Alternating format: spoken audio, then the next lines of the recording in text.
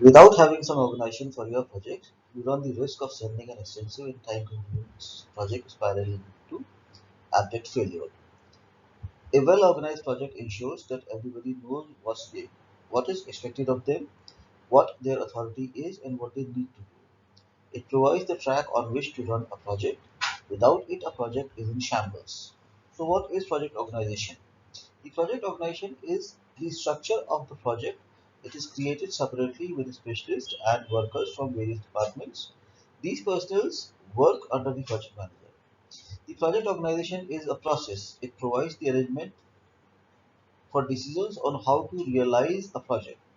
It decides the project's process, planning, how it costs, deadlines, personnel, and more will be implemented, and by which the project management tools, the project organization is then presented to the project stakeholders. There are various areas of responsibility within the project organization and various types of project organization structures. There is a variety of structure, and some of them can be discussed as functionality is when the organizational departments are grouped by the area of specialization. In this, the project is usually executed in a siloed environment. Projectized organization is when the entire organization is organized by the project. Matrix organization has the team report to both a functional manager and the project manager, sort of a hybrid of the previous two structures. Organic project organizations embraces flexibility. Virtual project organizations is when project manager is in the hub in the network. Multi-division means that the functional groups are decentralized. Understanding what type of project organizational structure is used to define the project's management. The structure determines or provides the bone for the project, and therefore the project plan must align itself with the structure.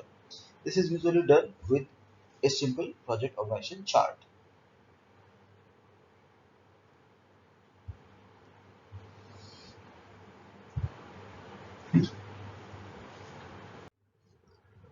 The project manager creates the project structure which must meet the project needs throughout its phases. The project organizational structure, however, cannot be too rigid or too loose, but strike the right balance between these 2 points. The object of a project organization is to help the team achieve the project goals and do their best. Therefore, a project manager must analyze their team's members' strengths for the start and when assigned, ask them if they are comfortable with their roles. While the project organization chart fosters collaboration in a cost-effective way, avoiding duplication and overlap of efforts, it has only limited value. That's because it is only illustrating a hierarchical relationship among the team. Now, how they will do the work, that said, it is still a valuable tool and part of many or any well planned project or portfolio.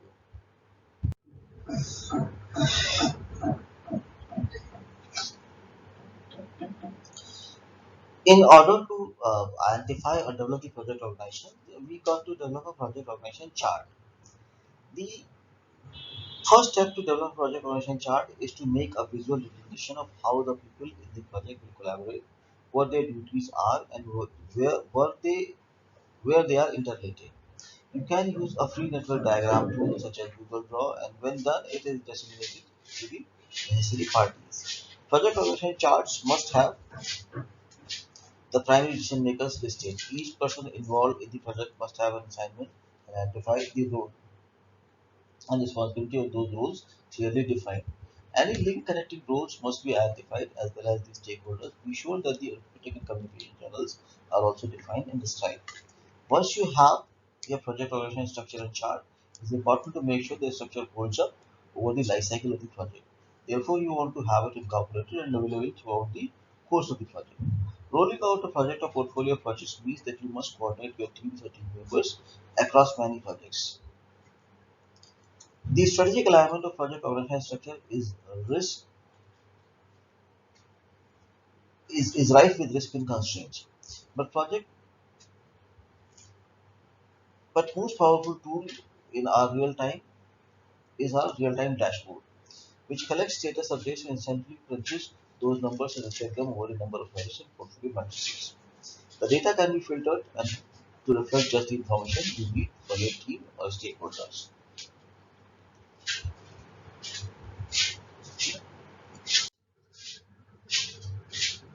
There are multiple advantages of project organization. It is an effective way of producing highly complex product systems. It is based on the team concept. It can function across the various separate environments. It should be diverse and it should consolidate all the problems.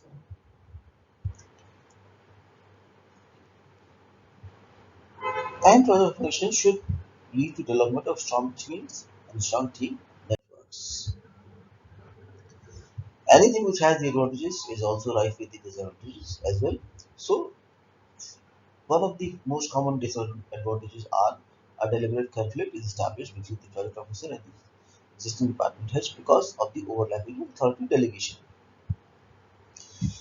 At the close of the project, there is a likelihood of insecurity of employment. There always lurks a danger of over-specialization because of project involvement. Rotation from project to project reduces employees' liability or loyalty to the parent functional department. A common way to differentiate the business organization structure between ongoing operational work structure versus capital projects. Operational work maintains an existing sales channel, whereas the projects are on time, unique expenditures with a different budget, begin and end dates, and they accomplish a specific goal. Multiple types of project organizations. Four types are more important: functional, project, matrix, and composite. Functional organizations, I have told you earlier, each division is organized by the work type. Project managers usually don't have a lot of authority to allocate resources or to manage or schedule the budgets. The project managers must obtain approval to utilize resources. Project organizations or project-oriented organizations, on the other hand, are companies that do mostly work on the project basis and therefore they are structured around the projects. So as and when the project structure or the project would change, the structure of the organization also would change. The structured project managers usually have a great deal of independence and authority, not like earlier I mentioned.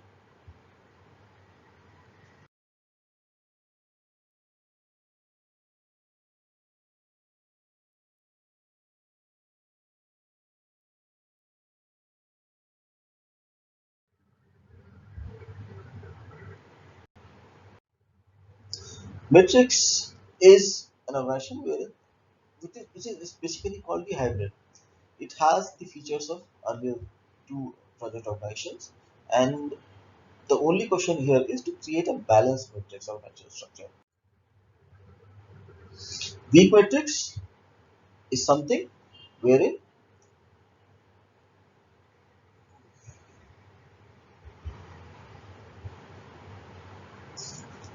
all the project roles are still fulfilled and within the functional department, but the project manager is on the same level as the functional manager. Strong matrix, the name coined by the management industry, which has studied the rules of project operations, and hence they correspondingly strengthen weaknesses in achieving project success.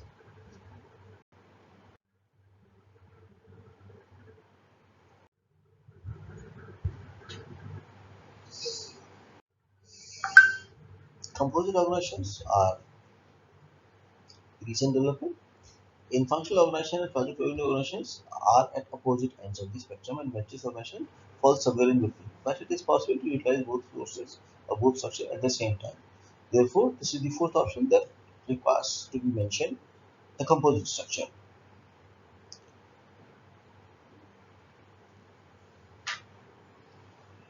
This occurs when a project structure and a functional structure both report to a central executive.